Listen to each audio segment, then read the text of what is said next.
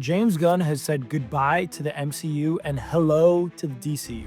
So, without James Gunn, what could a Guardians of the Galaxy 4 actually look like? The original Guardians of the Galaxy film was a massive swing for Marvel. Only the most diehard of diehard comic book readers knew who the actual team was. So, when you said that there was a talking raccoon and a tree going to be in the same universe as Captain America and Thor, a lot of people were apprehensive. Of course, this all ended up being nonsensical because the Guardians of the Galaxy was one of the most massive movies of all time. So for the fourth film, it would make sense if they kept the trend of getting some not so well-known characters onto the big screen. Well, we did get a potential lineup at the end of Guardians 3. I mean, who knows? Maybe it's a couple years later, maybe a couple more people join the team. If we're thinking of people that have Guardians of the Galaxy experience in the comics, there was a character like Major Victory, otherwise known as Vance Astro. Vance was an astronaut lost in space and was sent into the far reach of the galaxy and became a member of the team. He has a lot of similarities to Captain America in terms of how he's drawn, and also he's even carried the shield in a couple frames in the comics. Quasar is a popular fan favorite character that has yet to make his MCU debut, and it could be fun to see him in the Guardians 4. We could even take an even bigger swing and go for a character like Squirrel Girl, who has had some popularity in the Marvel Rivals game, but beyond that, not many readers are too familiar with her. Any way they go with it, it's important that they're not just a carbon copy of the OG team. One thing that could differentiate this team from the OG team is the power level. The last team was a lot more scrappy, ragtag. Yeah, you had Drax and you had Gamora, but in terms of their overall cosmic level, it wasn't that high. So if we get characters on that higher level playing field, it could offer more stories that the other team just couldn't handle. Are there any characters that you would like to see join the Guardians team in this fourth iteration? Let us know in the comments down below. Now, jumping back to the actual plot of Guardians 4, we start on Xandar. And yet again, the planet has been absolutely decimated.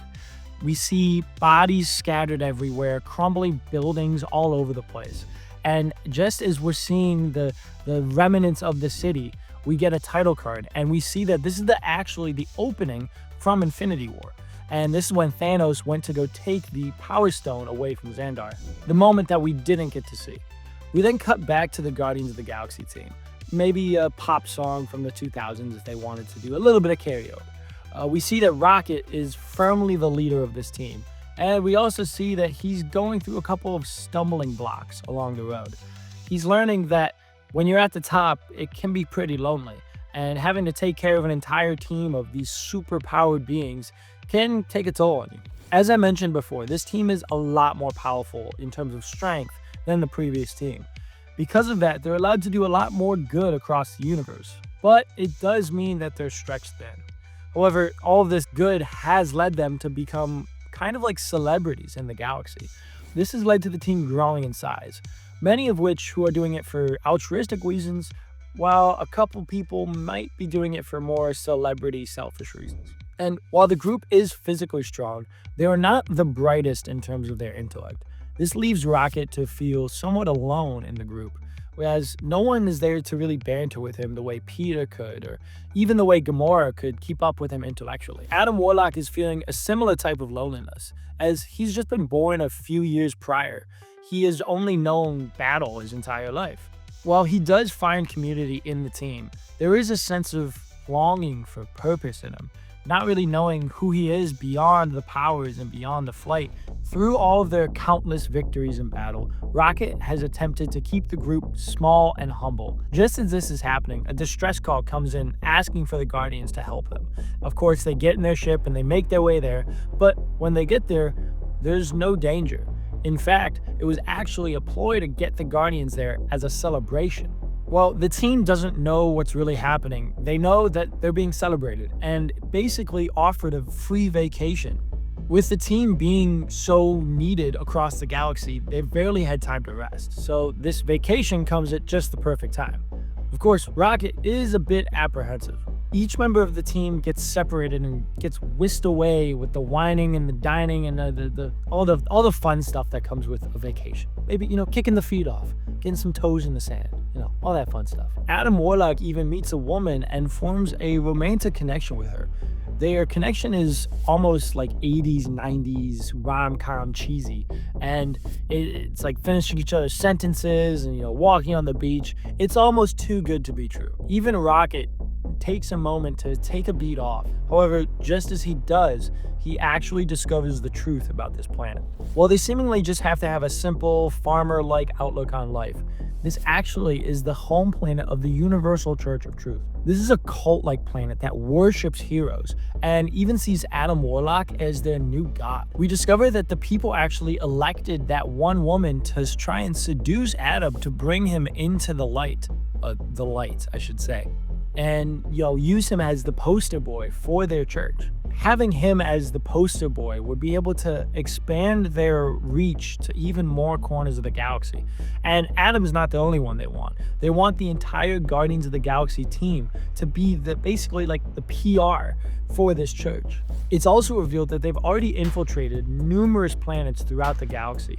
We also learn that they're targeting places that have recently gone through tremendous hardship, whether it be through battle or famine or whatever it is.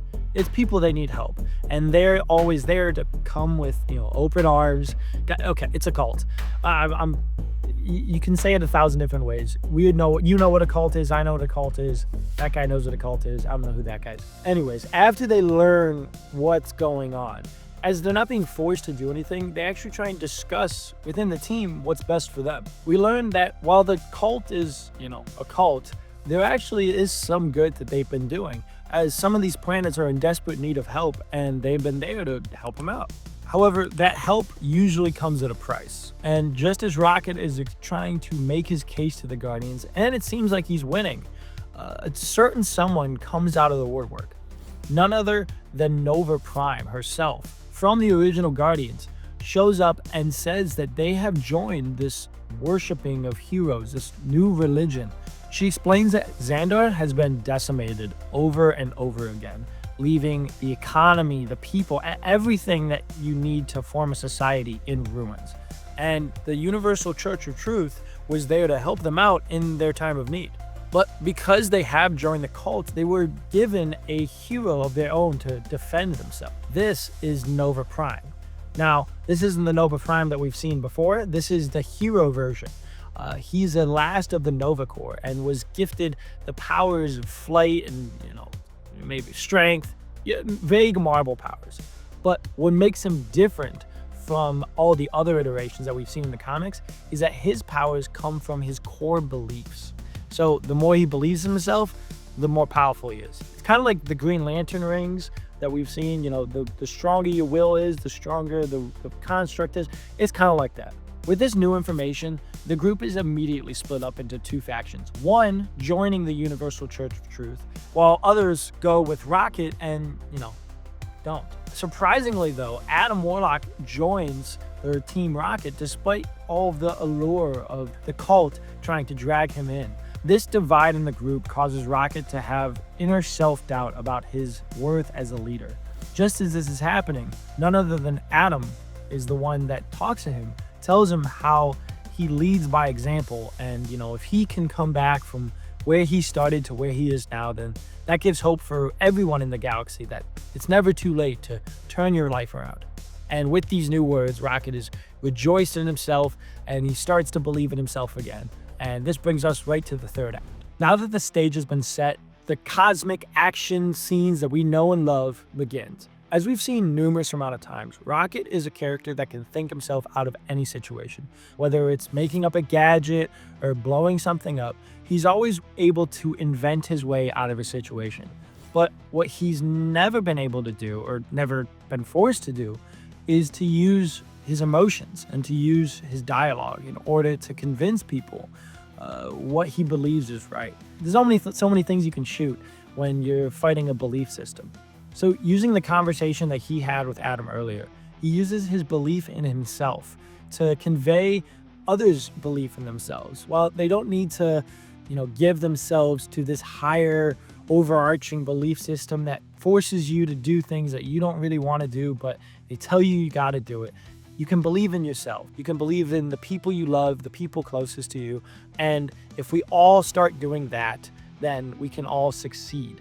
These words snap the haze out of a lot of people who have been forced into believing this system. And with that, they can attack the oligarchy, the belief system, and the day is saved. Woo, fireworks and explosions, and everyone's thumbing up and hugging each other. It's a fun time. Having a film centered around a belief system is something that the MCU has never done before, and would be a hell of a new step for this franchise to take. Rocket, who is a brand new leader, is going through his own struggles in self-worth, self-belief. Even after the Guardians 3 films, actually doing the leadership is different than thinking you can lead.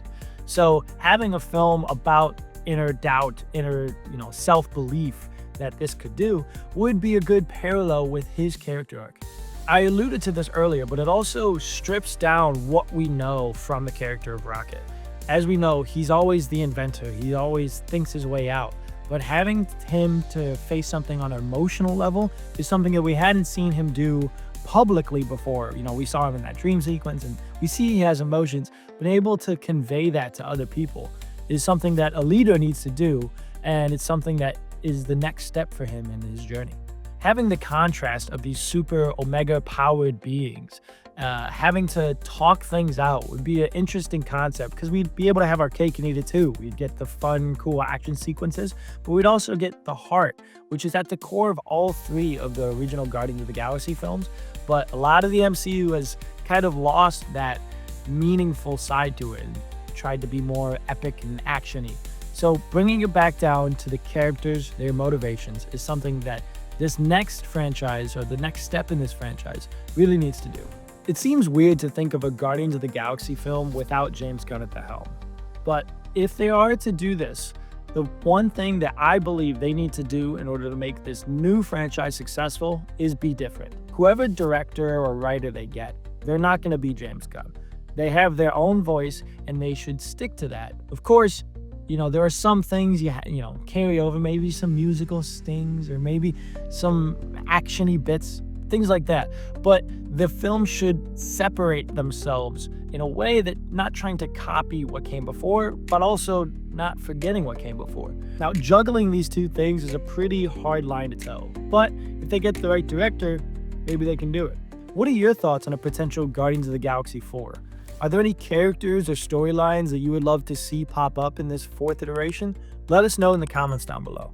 As always, thank you for watching Screen Rant, and be sure to check out more of our videos on your favorite franchises.